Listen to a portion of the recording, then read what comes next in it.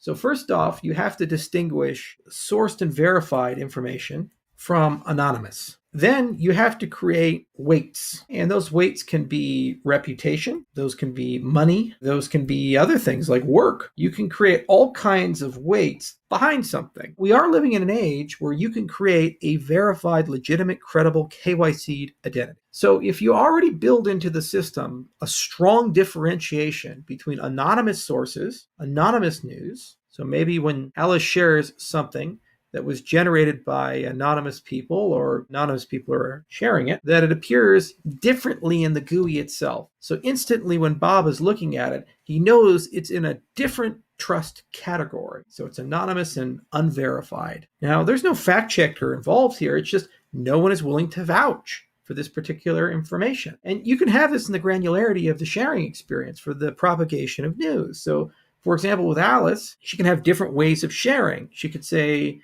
share unverified. And what this basically means is I don't vouch for this.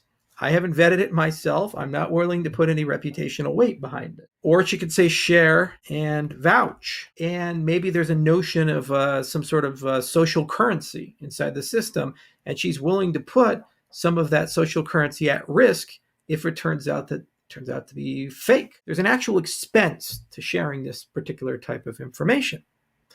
You can also share with a story. Okay, so you can do things like you can add metadata to this. For example, I don't think this article is completely right. You could also share with requests. And that's where you say, hey, there's something missing here, and maybe you guys can help fill this in.